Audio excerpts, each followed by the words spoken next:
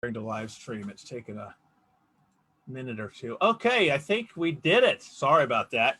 Facebook is once again causing little headaches. Good Tuesday evening, everyone. It is welcome to Getting Back to Zero. We're in the middle of a downpour here in Cincinnati, which is nice because I've been listening to my guest complain incessantly, which I guess her kind of people are used to doing to us, perfect angel alcoholics that we are. But anyways, she's in the Portland area, and I guess 138-degree temperature starting to wane on her. So I'm just glad that she joined us. But we're going to have a little a fun talk tonight, but about some very serious topic and get a little perspective on the side of the fence that we're not used to. A little quick update as everyone's joining us. Had a very good weekend, but I was out, as you know, like to do some boating and took some people out on the river. And we had a pretty hot day yesterday ourselves. And I'll tell you, being out there, I had some beer drinkers with me, which was not a problem. But man, in the heat, the sun, of course, they got to have Jimmy Buffett music playing down at the marina. Everything about that says, drink, Jeff, drink. And it's one of those where you hear a lot of people say about avoiding people, places, and things, the temptations. And my biggest temptation is also the place I like to be. You know, that's my getaway. So it's good because I feel when I have success at those places and I face those things, I build a little more momentum in the win column for me. But just like a lot of the planning that goes into that is my key. So I go down with my Diet Pepsis, my iced teas, whatever it is, snacks if I need them. But more importantly, I have a cell phone with me that's fully charged with numbers that I can call if I need. And I also go down with accountability, which is basically people that know what I'm doing, what my goals are, and they're going to be the first ones. I make it, make it aware of what's going on in my life so that they hold me accountable. It gives me a little bit of an insurance or a backup incentive in case I need. But things are really good. It was not a temptation, but it's one of those opportunities to continue to figure out why, and I still struggle with that, of I'm having such a great time, the weather's perfect, I'm out doing what I want to do. Why does a part of my brain say, boy, but it would be so much more fun if you were drinking beer right now? And I guess maybe that's mental muscle memory, I don't know, but the good news for me is it's not enough to shake me. And I've also practiced the tools, how to handle that by playing the tape forward, by, saying, if you're going to bring a happy memory with the thought of that beer, I'm going to make sure you also acknowledge the other things you're going to bring with that beer as well. So we're going to see the whole package because beer doesn't just show up as a happy, smiley thing and not bring its ugly friends along with it for me. So, but anyways, I want to bring in our first guest, or our only guest tonight. I'm very excited. You guys that are not in the program, Al Anon, Al Anon is a program that's a 12-step program that is for the people, the loved ones, the family, the non-drinkers that deal with people like myself. So we have a guest, Andrea from Portland. Welcome. How you doing? Hot, very, very hot.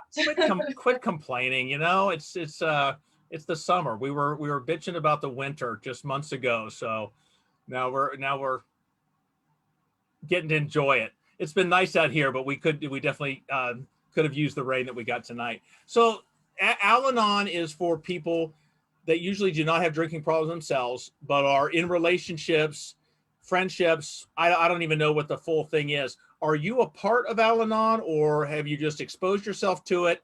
What is your affiliation with that group, if any? So I've just kind of barely started to dip my toes into Al-Anon. It's mostly just kind of been reading about stuff on the internet or Facebook groups, stuff like that. I haven't actually began a program or any steps or anything. It's something I've just kind of trying to teach myself more about. What led you to Al-Anon? Was it, or to a program like that? Was it a recent event, or is this something that you've been living with for a long time and just now finding this stuff, or what? So I've dealt with it for a long time, and I guess I never really put it together that there's a lot more people also dealing with the same things I am. And my stepmom is actually one of those people, and she does do the Al Anon meetings. And so she kind of pushed me to start looking into it and to kind of see where my process would lead me in this. Why did you need to find a program? What was going on in your world that made you say, I've got to get some answers or get some solutions for some problems? What was going on? I think that I am the only person that I'm close to that isn't an alcoholic or an addict in one way or another. Even my stepmom, who led me to Al Anon, had struggled with alcoholism for a long time before being sober for, I think, 20 years now. And so then she joined Al Anon to help her with dealing with family. So it's kind of, alcoholism is in every relationship in my life, just about. Are they all negative relationships, or are there some that are, because you know what, you're going to hear a lot of questions from me, Andrea, like, and they're more defensive, because the first one is, and I'm just going to play the stereotype, but what is so bad about living or being married to me as an alcoholic? All I do, my drinking doesn't harm you. I know it's messing up my liver, but you know what? It's my problem, not yours. Why do you have to bitch all the time about my drinking? And these are the things I want to hear. I want to hear the other side of it. Yeah, well, I could answer all of those for you with kind of one sentence that may seem rude, but it's not.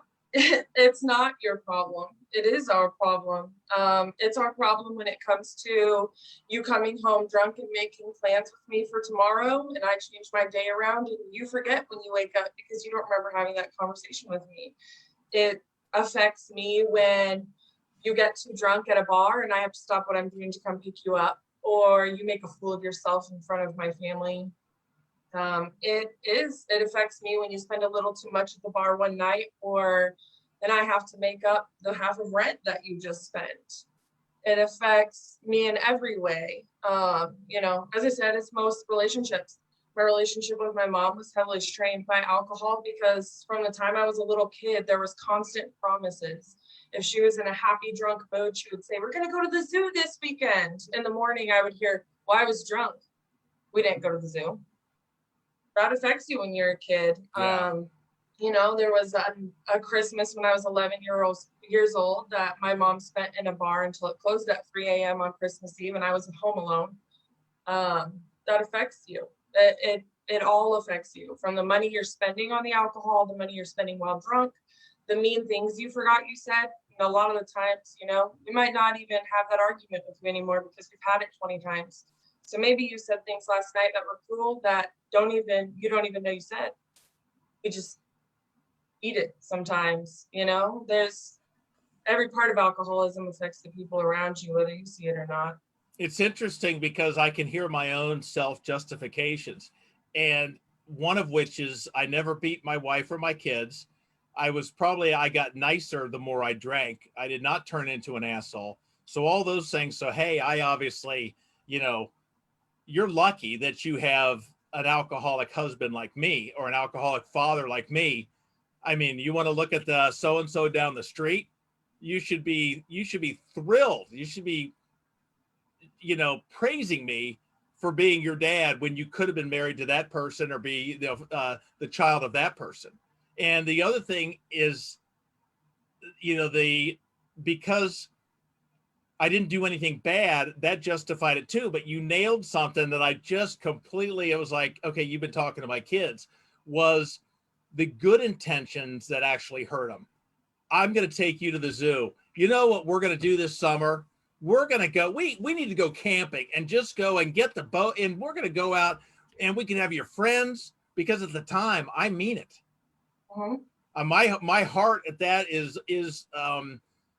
is mushy with alcohol and pouring out love, the same kind of love that I poured out on strangers. And only true alcoholics know what I'm talking about, at the airport bar that became my best friends. And we were going to be working together next week and in each other's marriages or weddings and, you know, all of that. The good intentions, the promises that never come true. I never associate that with being a negative, but that's the broken heart negative, I guess. It is. And, you know, there are other things too.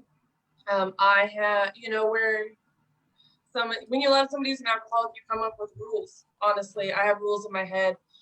My partner is an alcoholic. I don't talk to him about anything serious after 7 p.m. because there's a really good chance he's not going to remember it. So it's not a big thing to most people. Most people might not think it's a big thing, but it is when it's like, hey, on Friday, we have to be here at 6 p.m. And then it's Friday morning and he's already made plans for the day and he's gone because he doesn't remember we have somewhere to be that evening. I should have maybe mentioned it 3 more times throughout the week to hopefully drill it into his head so he'd remember. So But it's your fault, but right? if alcohol wasn't involved, I don't know that would happen. Yeah. I think I could have that conversation and he would be where he's supposed to be Friday. And maybe that's a big deal because it's the 5th time this month he's broke a promise to me or not remembered or not been where he's supposed to be. I'm making excuses to family. It ripple effects, and the littlest things can affect us in huge ways, especially after doing them every weekend for the last 3 years. I hear I hear a question of why don't you leave the bum? And then I hear an answer, which I want to know if this applies to you. Yeah, but you know what? When he's not drinking, I love the person. It's when it's the person that I'm in love with is really a good person. But then you add alcohol to the mix. So I got the Jekyll and Hyde thing. So it's not that the guy's a bum or a jerk 24 hours a day. It's when he's drinking, and maybe that's why I don't. Is that why someone hangs on to a relationship like that? So I've always kind of said that the person, you know, with my mom, for an example, my mom was my mom, but my mom also inside her was my drunk mom. They're 2 people. My mom was a pretty good person in a lot of aspects. My drunk mom was not. And I think most alcoholics have that other personality. They're drunk them. Some have more than one. But it is, you love that person so much. And they're still there. They're still there in the morning when they haven't had a drink yet. They're still there when you can convince them to be sober for 5 days. They're still there. And you see all that and you love that. You have all these feelings. And so you can excuse drunk them over and over again for a really long time. And it just gets harder and harder to leave. Because you have hopes that maybe this time truly is going to be the last. Yeah, maybe this time when he says he's really done, he's really done. You know, I only made that promise 38,712 times. So, you know, I meant it when I said this is the one when I did, you know. Well, when you watch somebody you love pack their stuff, you're going to make all the promises that you want. And it goes back to those good intentions. I truly believe when I have packed my stuff and he said it's the last time, that he wanted it to be, that he thought he could, that he had all the right intentions. But I mean, sometimes the alcohol calling back to people seems to be a lot stronger than you asking them not to. It's crazy because, again, I can just, when you say that, I can just feel it where I got to be done. I'm going to lose everything, but they're there, and I just gotta. You know, I know that it's just going to be a negative. I'm going to lose if I drink those beers, and yet it's a pull that's crazy. Even to me as an alcoholic, it makes 0 sense, and I lived it. Yeah. Something I've noticed a lot with alcoholics in my life that I've dealt with is the justifications are so strong that most of the time, especially like with my mom, she could justify drinking in any way. If she had a bad day, if something happened, if somebody yelled at her, if anything. I mean, even me being a pain or whatever, there was always a reason to drink. And I'm going to be more relaxed and be a better dad to you or a better husband if I have some beers or some alcohol. It's going to allow me to relax. I'm going to be a more loving, better husband. And maybe that might very well work for the non-alcoholic, but for me, it just kicks that ball in gear, and Yeah. I can't. One more, and then I'll be ready to be that loving husband and father. Just hold on. Andrea, I need one more beer, and then I'm ready to come in and have that talk about your tough day. But I gotta get my nerves under control. Yeah. And then 3 hours later, I'm crawling into bed, hoping that um, I don't wake you. Yeah. As I trip and stumble, and and wonder in the morning, did we actually have the conversation I promised? But it's a great point, because it is good intentions. I never picked up that beer and said, I want to drink these tonight and just ruin my kids' dreams. I want to make them all sorts of promises. I want to be a lousy husband tonight. I never wanted to do anything negative. My everything about drinking was a goal of happiness. Mhm. Not just to myself, but to everyone, because I'm a funnier, loving, blah, blah, blah. And maybe that's the self-justification. So how do you tell a loved one, but you're not? You cut out a little bit. How do you tell them on what? How do you tell a loved one, but you're not? You're not being your intentions are failing, and I'd rather you be tense and irritable, but sober. Well, I personally am a very outspoken person. If you're doing something that bothers me, I'm going to tell you about it. It took me a while to get that way, but I did tell my mom, I don't want to talk to you when you're drunk, because you can say that you're only going to have 2 drinks tonight. I know you're not. So leave me alone. I will call it like I see it. I know that you're not. You might have thought you were going to have more fun drinking. You ruined my day by making a fool of yourself in front of those people. I will tell somebody, and I think everybody should. I think that it should be made more accountable. And I am, with my partner, I do tell them all the time, this is an example of a justification, and I'm not accepting it. So tell me why you did drink yesterday. We argued. That's not a reason to drink.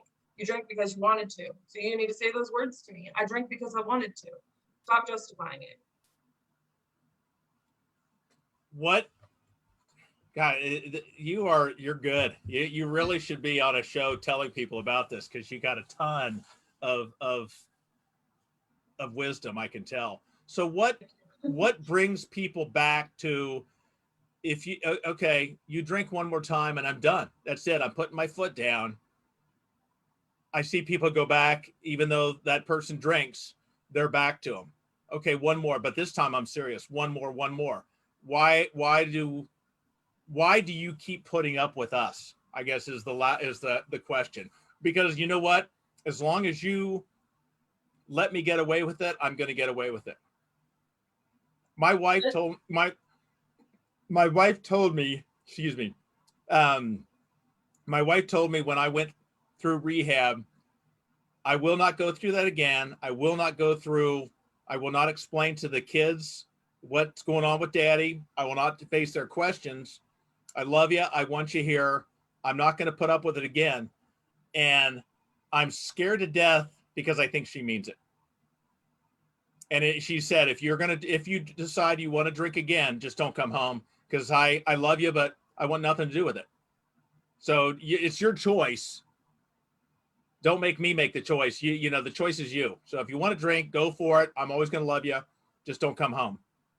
And I'm scared to death that she means it. So why do people allow it to continue then? It kind of goes back to the good faith. It's like you want so badly to believe that this person means more or means well.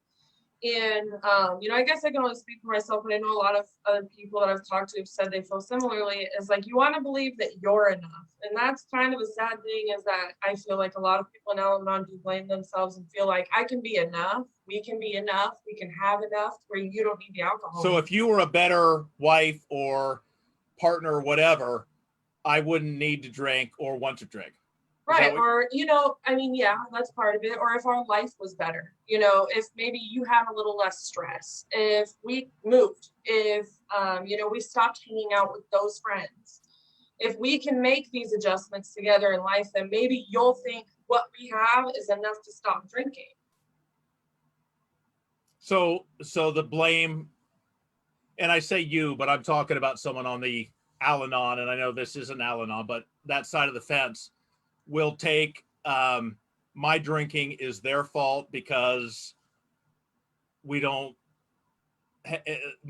because our life is too stressful for us, that we live in the wrong area, that whatever. So so you're taking the blame for the situation that's causing me to drink.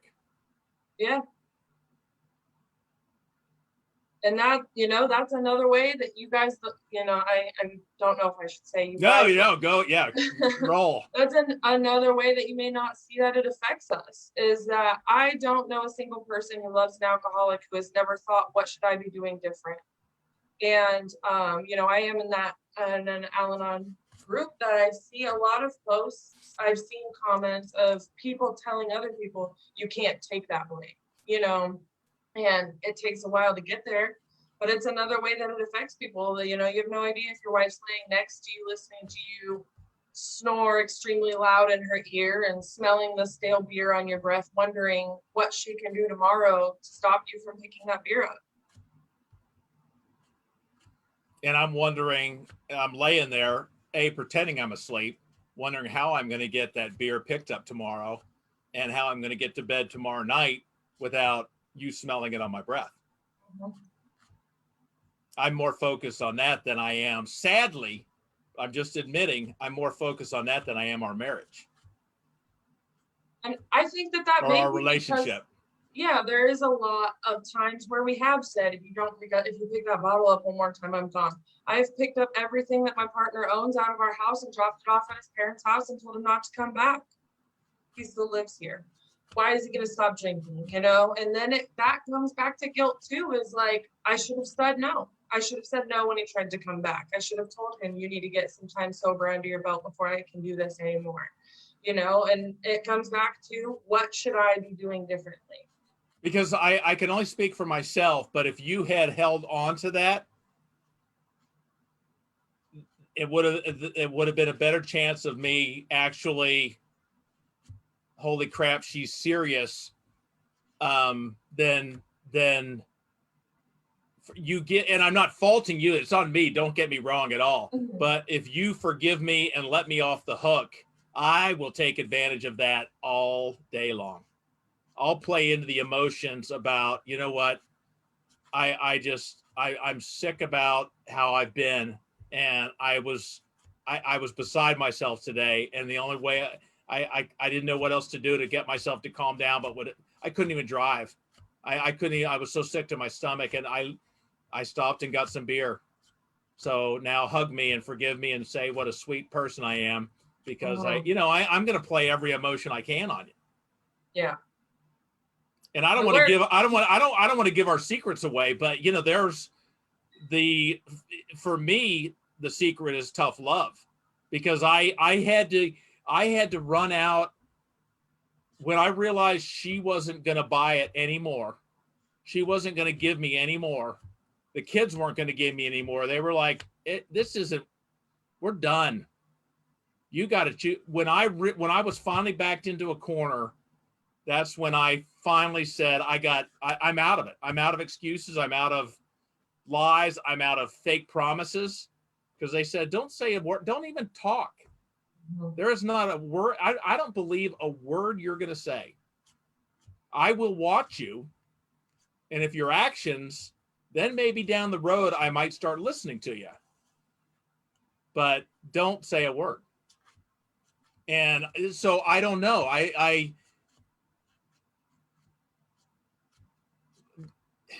But I can see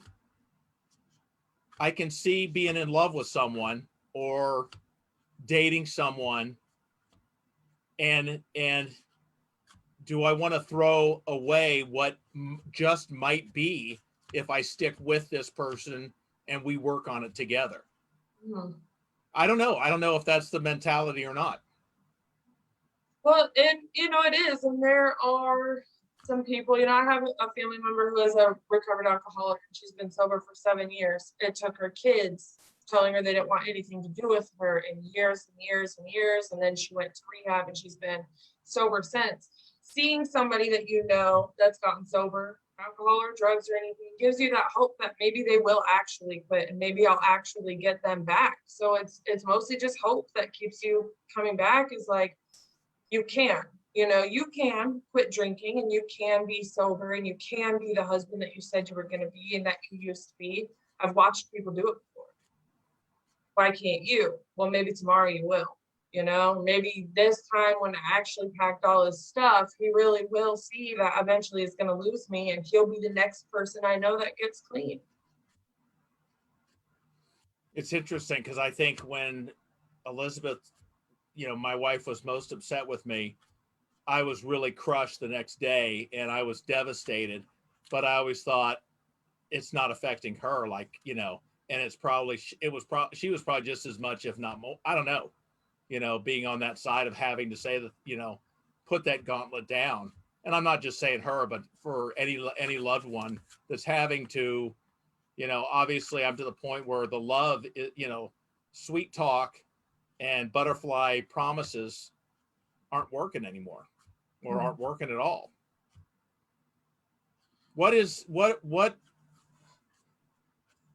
are things that you think someone on my side of the fence does not understand that someone on your side of the fence wishes we did? Is there anything you can think of? I mean, a lot of what we've been talking about, the emotional toll that it does take on us to love somebody with, you know, to love somebody who's an alcoholic, because we are loving alcohol too. You know, we have to love that drunk personality or deal with it or live with it to some extent. And it is. I feel like a lot of people probably do think this just affects me. It's my health. Why is she worried about it? Doesn't. It does not just affect you. It affects every person in your life. I can remember being a little kid and remembering what the smell of alcohol smelled like because my mom always smelled like it, you know. Um, it just every part of it affects us, the happy, the bad, the good times that you have, the fact that I have memories with my mom that she wouldn't have remembered, you know. Everything that you do while drinking or, you know, while thinking about getting drunk or making that little comment, you know, test the waters and see if your wife's going to be mad if you drink tonight. All of those things affect us. It constantly fills us with guilt and wondering why we're not enough or why, you know, I felt like alcohol is more important to me than most people in my life, because why would you be willing to let me walk out the door for it? Those are the kinds of things that we're thinking about while you're at the store getting a beer. It kills you, really, to love somebody and watch them, you know, throw themselves away. You can watch somebody throw their kids away, their life away, their partner, you know, down to their actual life, losing their life over alcohol. And it just kills you to watch it. I heard someone talking about a problem is spouses or partners, whatever you want to say, choosing to drink with their alcoholic partner, spouse, to try, if I can't get you to be on my side of this fence, then I'm going to join you on your side and drink with you so that we're still together. Have you run into people that deal with that or the pressure to do that? You know, I never have heard it like that. I have drank with my partner.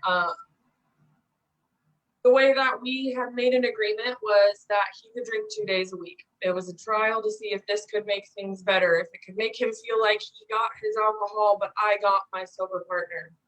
And one of those days, he would usually ask me and we would go have a drink together. But that got to a point where then he thought that this was going to be a habit and we were going to go drink every week. I told him, I have no interest in drinking every week. I'm a very occasional drinker. So when I did that, it was never, I guess, really to be like, if I can't get you over here, I'll go there. It was more of like, you're making this step to come closer to what I want by cutting out 5 days a week of drinking. So I will meet you somewhere, and see if that helps you feel more like you're benefiting from this situation than I'm just purely trying to take stuff away from you. Do you get guilt for the not drinking with them? Never for not drinking with him, even when he wants to get upset about it. But I do sometimes feel like when I've drank with him, like this is enabling. This is enabling. Even though he was staying within those 2 days a week, it still feels like enabling to me. So it's more guilt that I am pushing him further into addiction than it is getting him out of it. A little secret on my end, and I keep referring to you as my wife just for the discussion, but honey, I know you're watching and never met her before. But when you and I are out and you're drinking, and you're I guess I'm appeasing you by just drinking moderately with you. I'm really not having as much fun as I'm portraying, because I'm not drinking at the pace, the quantity, the style that I want to drink, that I would be drinking if you weren't here. So I'm going to be faking it, which is not even fair to you, because I'm living a lie at that point. And when you go to the bathroom, I'm going to be motioning she needs 3 and I need 3 myself real quick. And when you get back, there's going to be 1 each sitting on the table. And I'm going to be belching like a machine because I just pounded as many as I could while you were in the restroom. So it's even then it's a fake on my end. And I just wonder if it's a fake on your end too, that because you're drinking because you're hoping that it'll make the relationship stronger, when I'm actually making you're more miserable because you're being forced to do something you don't even want to do. Yeah, definitely. I definitely do feel like it is faking it. I don't want to be in a bar. I personally could go into a bar probably one time for the rest of my life and never miss it. So it's not for me. I don't really have interest in playing pool or darts. I don't have interest in listening to drunk people argue. It's not my scene. So yeah, I'm faking being happy being here. I'll sit here and play a round of pool. I don't want to be doing it, but I'll do it so that we can have a better night and we can have a better time. So it is kind of like we're both sitting here doing something we don't really want to be doing that much over alcohol to try to make each other a little happier. And it seems kind of like the opposite of what we should be doing, honestly. You're scaring me because you're making me realize or admit to myself how much I loved alcohol, because that was my priority. And I'll never admit that I loved alcohol more than my wife and kids, but I sure lived a lifestyle that supported that. My actions would say, Jeff, you're full of it. My actions would say you definitely love drinking more than you love your wife and kids. And my pathetic answer would be no. I just enjoy being with my wife and kids more when I'm drinking, which is as crazy as that is. So now I go back to I'm being a better father and husband because I'm in a better mood. I'm happier, and I giggle and we have a blast and we do all sorts of fun things, like drive around in my vehicle while I'm intoxicated, threatening your life. Yeah. Yep. I don't, I can't really speak for, anybody else, but I do feel like I always felt like my mom loved alcohol more than me. And that's, it's a really terrible feeling. I can tell you, my mom backed into another car with me in the car because she was drunk driving me around because she thought it was fun. There was plenty of times where she did things that she sober her would not have done. I was a kid. We were walking down train tracks and a train came. My mom sober wouldn't have done that. I'm a mom. I would never take my kids in a sketchy situation like that. But my drunk mom did, Those are the kinds of things that's like, even after these experiences that you've had, or broken promises, or watching your kid cry, your wife cry, you still chose to go back to the alcohol. So it comes to a point of, how am I supposed to feel like you love me more than alcohol? Because you've never shown me that. But I feel so crappy for loving alcohol more than you. I feel so bad, which is true, that the only way I can drown that guilt and that shame, the only thing that's going to make that pain of admitting that go away is to drink it away. As crazy as it is, but we're messed up on this side of the fence. Our logic does not. I don't expect you to understand it. I just want you to know that it's crazy, but it's true to us. That, that's the biggest thing, is the logic. And that is the biggest reason I went to, start looking into Al-Anon, is because of exactly what you just said. You said to me just now, the only way I can drown that out is the alcohol. My brain doesn't work the same way yours does. So I'm going to tell you that's not the only way. The only way would be to sit next to your wife on a counselor's couch and talk it out. The only way would be to take your family on a vacation and figure out what they need from you going forward. The not drinking and showing them those things would be another way. I mean, it may drown it out for you tonight, but tomorrow when you're sober, everyone's still going to be mad at you. Go to therapy, find an outlet, figure out what you need to do and how you can build your relationships back. Like I said, I mean, your alcohol is going to drown out those feelings tonight, probably tomorrow night, but there's a solid chunk of time in between where everybody's still mad at you. Everybody is still not believing you. Everybody doesn't want you at their barbecue because they know you're going to act like a jerk. It isn't the only way. There's a million things that you could be doing to make things up to people, to make yourself feel better. I mean, if you had a bad day, go to the gym, go for a walk, go for a drive, go meet up with a friend and have dinner and drink soda. There are a million options. It's just that I feel that most of the time an alcoholic's brain is going to drown out all those other ones, so you can justify yourself drinking. Boy, you're nailing it. That the one thing that I will give people a little bit of hope is, because I'm finally feeling hope. My wife told me just I don't know, a month ago, that we're having conversations now, that she said that she's been waiting 30 years to have these kinds of conversations. I just had a big and I put it on my page, a weekend with extended family and my kids that I normally couldn't stand, and I didn't realize it, but it was because I couldn't drink like I wanted to drink every time we went to this place. And this past time, I had a blast just being with them and talking. Now my kids are older now, but to my kids and my wife about issues, and I'm solving the problems. I'm dealing with the problems instead of bearing the problems or drowning the problems. And it is so freaking liberating that one of the things, I don't know if Al-Anon uses this one, but in AA, don't quit until the miracle happens. And I'm seeing the miracles happen now. And I've got, year and a half sobriety, but I'm seeing miracles that I didn't even know they weren't there to miss them. I didn't even know, but suddenly these gifts are emerging or coming into my life that are like, oh my God, that's what, I don't know if everyone's miracles are different, but I'm finding mine. And I am now, my crappy day, I'm learning the outlets versus alcohol. I'm learning how to deal with the things that made me want to drown them away constructively.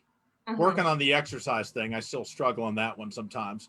I do sets of 12 with the remote control just to work until I'm breathing hard, and then I take a break. But and that's what the programs, the groups, all that this is where we learn those things, and it's from finding out, just like people listening to you, learning how to deal with their loved one, their spouse, whatever. How is your mom, are your parents still around? No, actually, my mom died from liver cirrhosis when she was 52. I was 24 years old. My stepdad, who was my main father figure, actually died from a heart attack 6 months before she did. I also have a dad, my biological dad. He is a drug addict and heavy alcoholic, and I see him probably twice a year. And I have my stepmom, and she was the one who recovered and got me into Al Anon, and I see her every single day. I have an extremely great relationship with her. She is my kid's only grandparent, and she's amazing. I want to ask you questions, and forgive me if I probe. So I'm going to ask them, and I apologize for it if I do.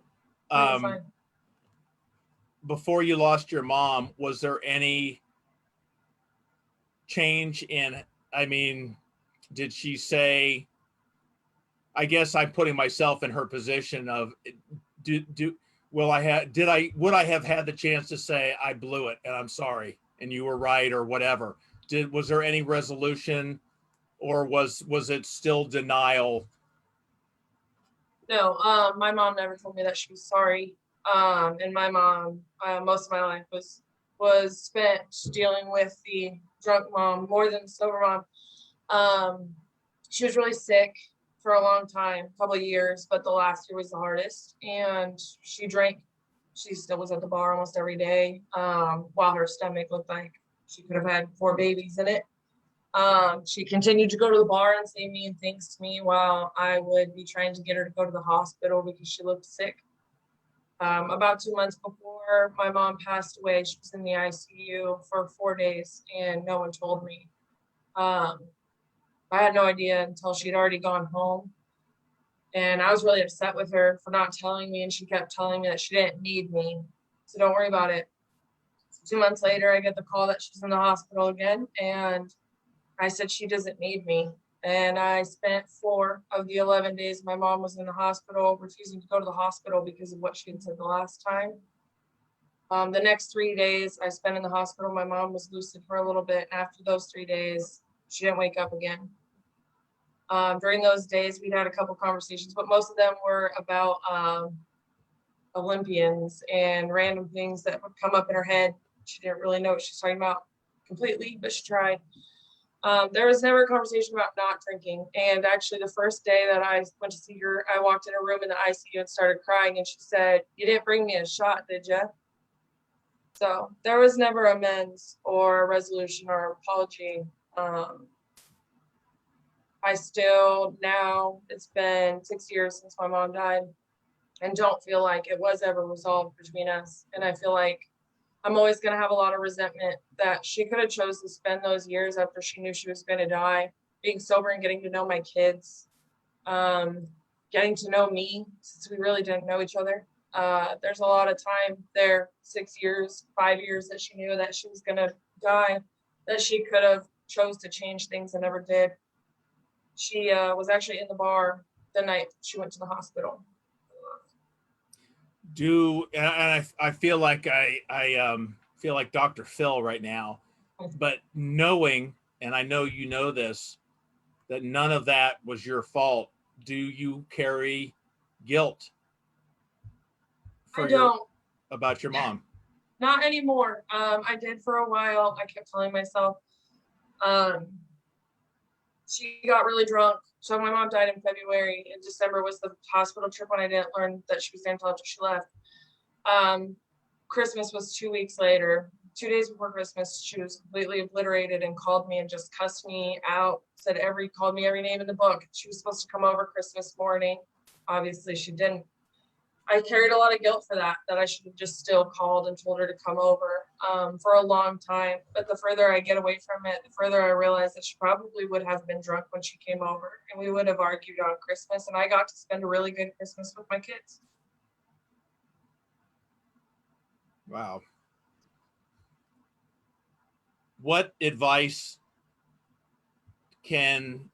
I guess 2 things. What advice can you give the person that's still drinking and maybe has loved ones that I guess maybe they're thinking it's their problem, not their loved one's problem? What advice can you give to them, and what advice? Well, answer that one first, because I'm going to get a little more specific on the other side. Okay. I would say ask them.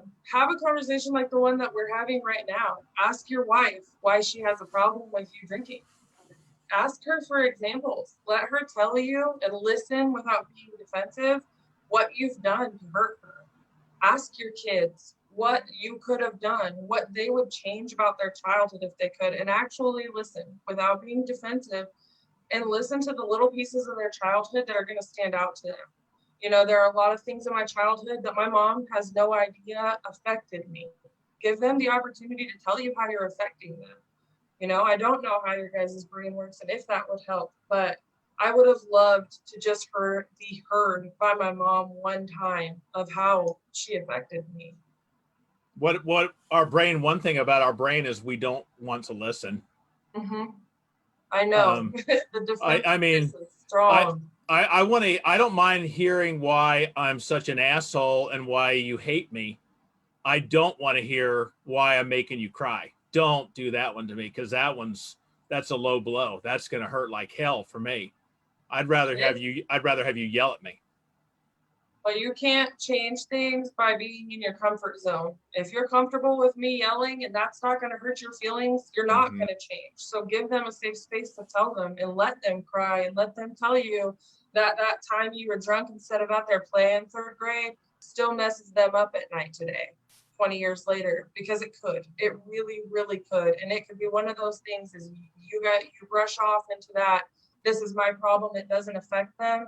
And it could be something they've been talking to their therapist about for the last 10 years, if hopefully they're in therapy, because having alcoholic parents, you should definitely be in therapy. Everyone should be in therapy. I am here for therapy. Well, you know what? That's one that you've just hit. The biggest slap to the face tonight for me was because I know that my time to dream was when I was drinking, because I dreamt about what I wanted. You know, um, that's when I dreamt and got excited about what I could do, was when I was drinking my life away, which is crazy as it is. But I guarantee, and I didn't think about this till you said it, but I guarantee I shared that dreaming with my kids about things that never happened, of what we were gonna do.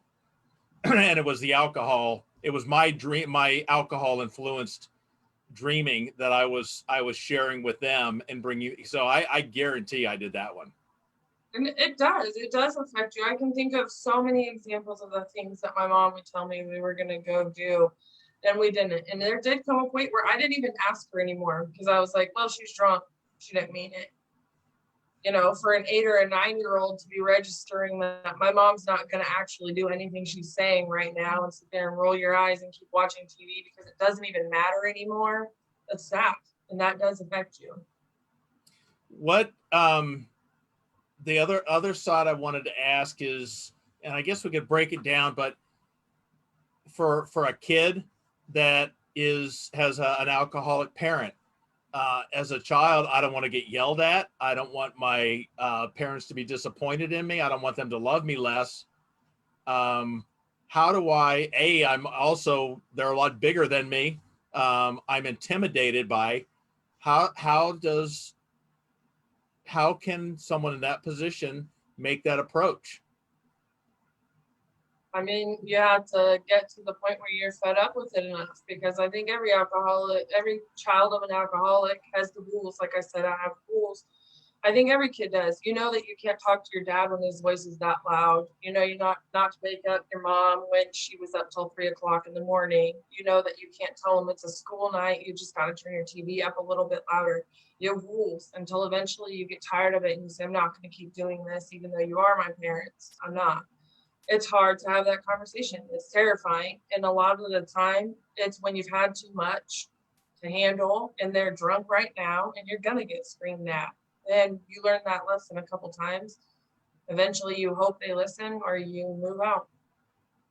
What about for the person that has a spouse, a loved one, partner, whatever, that they don't want to lose? Maybe they're dating and they don't want to lose what could be. I don't know, but what's your advice for them? You have to set boundaries. I've noticed that that's a huge part of the Al Anon thing is boundaries. You know, What do you mean by boundaries? What do you mean by that? Here's one. My partner likes to drink on his day off.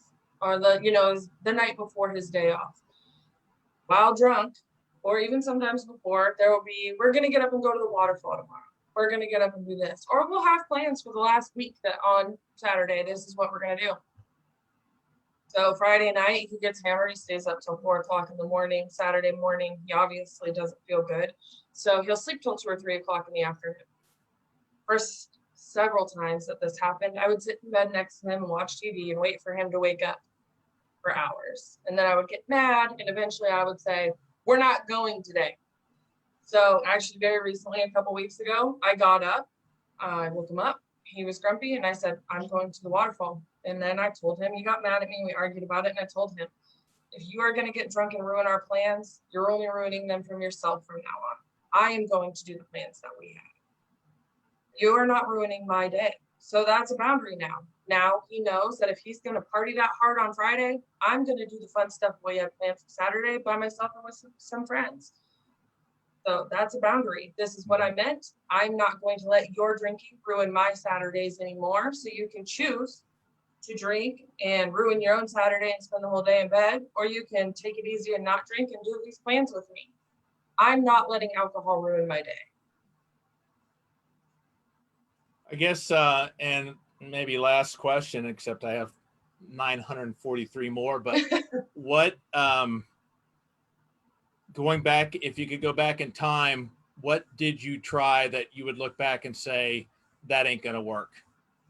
What were the, I don't want to say mistakes you made, because these mistakes aren't on you. The mistakes are being made on me. I'm the one drinking. But what approach didn't work that you, looking back, no, that's not gonna, I should have done this?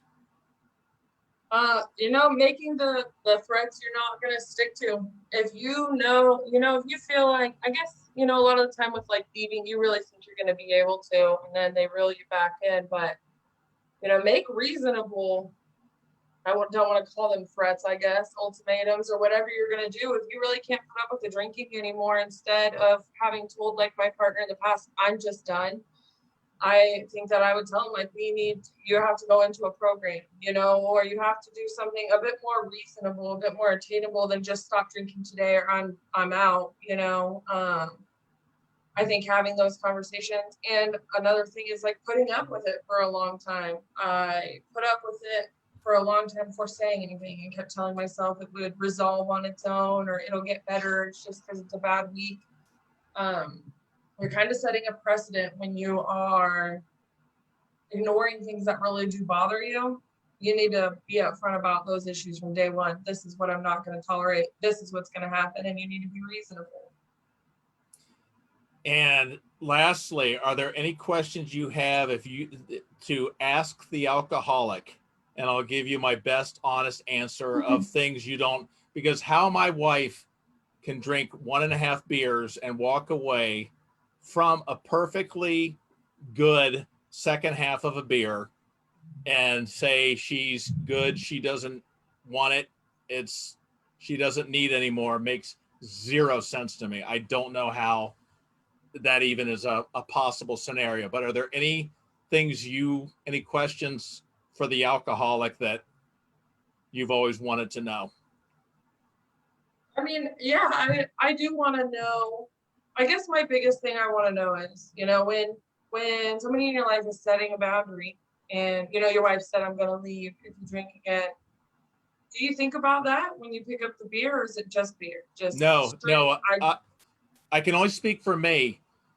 Definitely think about it, but and I can't explain why. It's not forgotten. It's not like, oh, as soon as I saw the beer, I forgot all about. No, I remember everything about it, but it doesn't overpower it, because I still have but I just am going to have 6 of these to feel better. And I mean, the whatever, all the internal justification, excuses, the lies to myself, not just to you, but I don't just tell you this is good. This time it's going to be different. I don't just make that lie to you. I made that lie a hell of a lot more to myself than to you.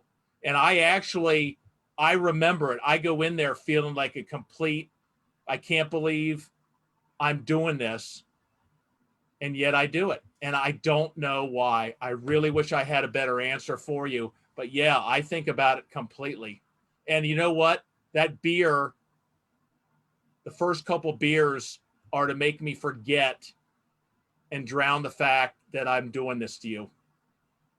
And after a couple of beers, then I can actually, it'll numb that guilt, piece of crap, shame, and then I can start enjoying then I forget about it. It's not till I've had those first few beers that I forget about what I'm doing to you.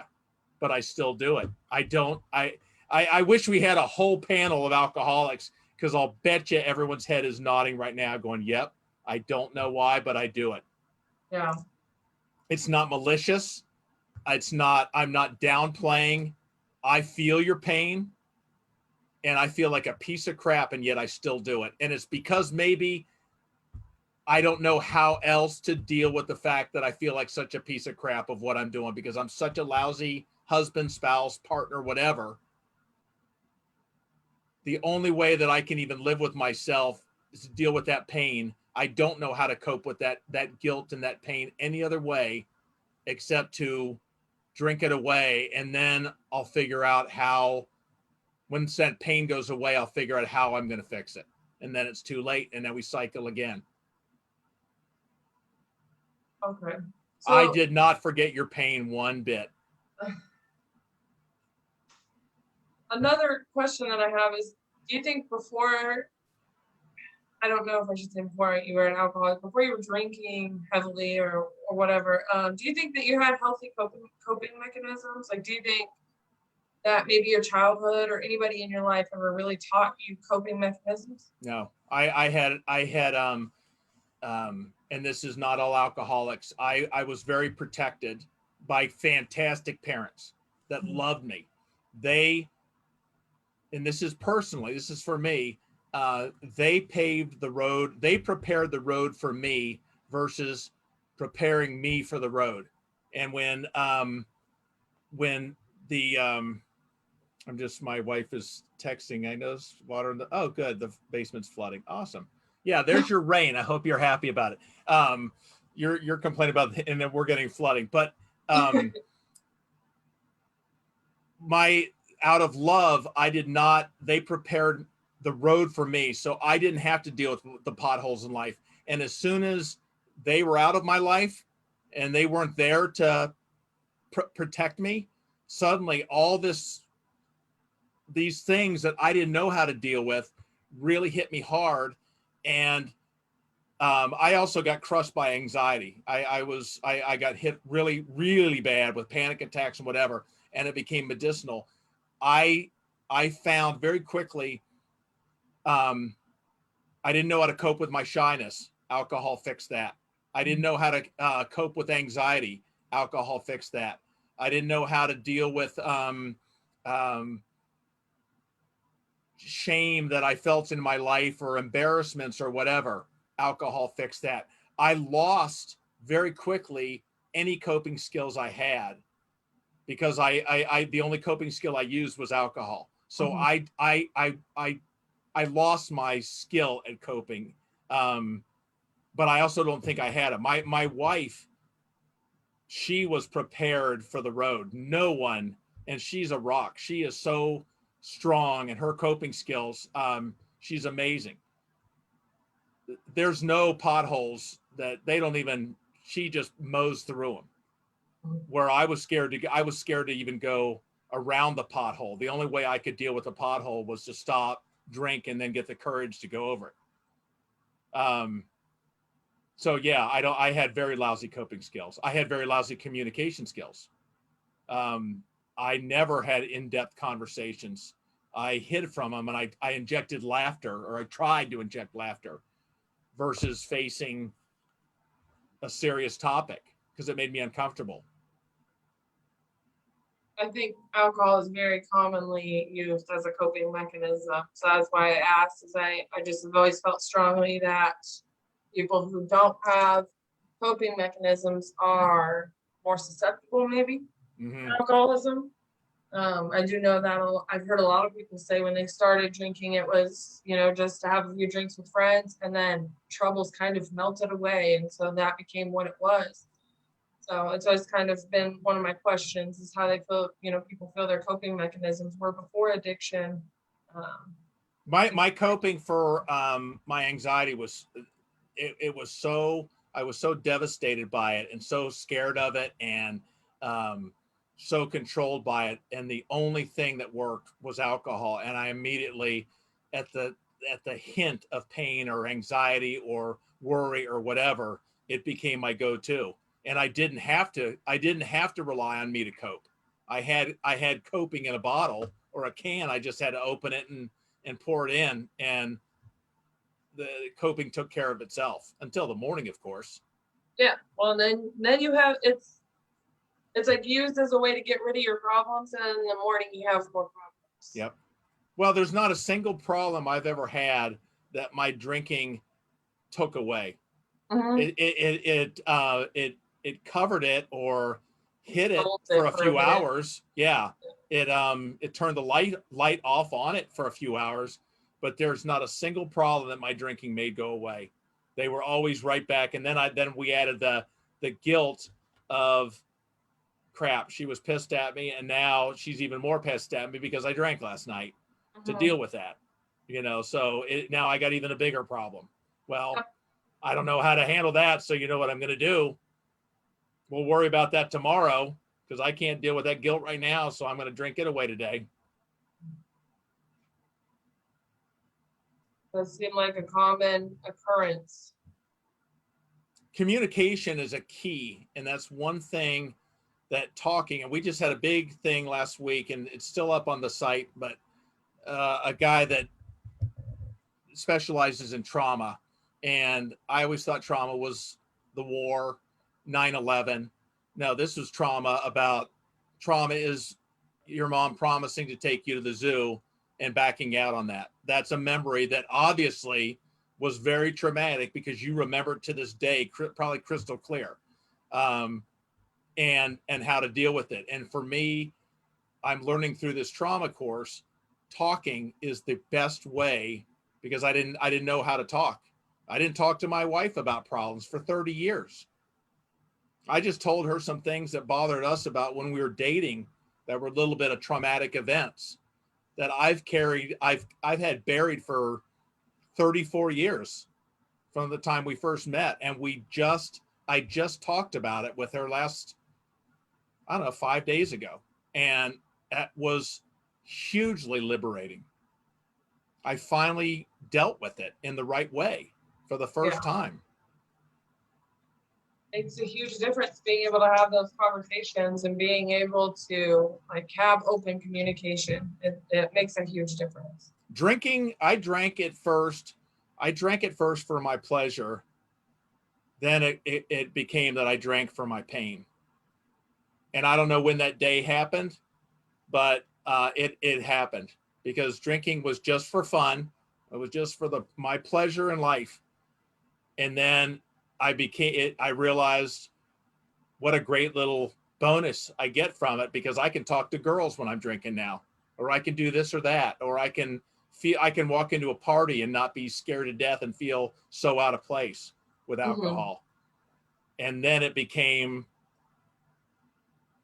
I entered the losing coping skills because normal people learn to deal with anxiety, they learn how to talk to a girl and get through the pain without drinking. They learn how to walk into a party and learn to socialize without drinking.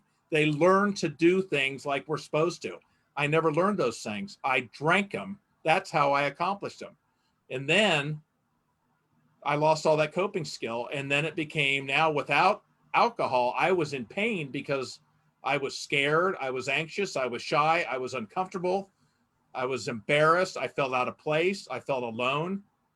Then I was drinking for my pain, not for my pleasure. So, Yeah. anyways, well, look, stay on here if you don't mind. And you unbelievable, Andrea. I cannot even begin to thank you enough. Do you have any Facebook or Instagram sites? Is there any You know what? Hang on. I'm going to put any of your contact info if you're comfortable with anyone that wants to get a hold of you or groups that you belong to or whatever. I'll put that on and I'll talk to you whatever. So I won't give your personal home phone number right now over the air. No, I'm just kidding with the address, but I'll get some of that info Thursday night at 8:00. Someone that has been on before. Very courageously is going to come on and talk about how to slip after numerous years, and wants to come clean about some things and talk about what that. So we got a very tough situation for someone, but they want to share what's going on in their life, and so that we can all learn from it, and grow together. So Thursday night, I think that's going to be pretty gut wrenching as well. But Andrea, I can't thank you enough. Stay on here. So Thursday night, join us for that. I'll have the banners up on the Getting Back to Zero page. But Andrea, you cannot even begin to tell you how much. I rarely get moved, and I got to admit, close to tearing up for the first time on one of these shows today. Well, thanks for having me, and I really appreciate you answering my questions as well. And it was nice to have the conversation. Feel heard. I feel like I cheated you, like I didn't give you near the information that you gave me. So, but anyways, all right. So hang on just a second. Everyone, take care. Thank you so much, and we will see you Thursday night. And keep talking to each other. We'll see you.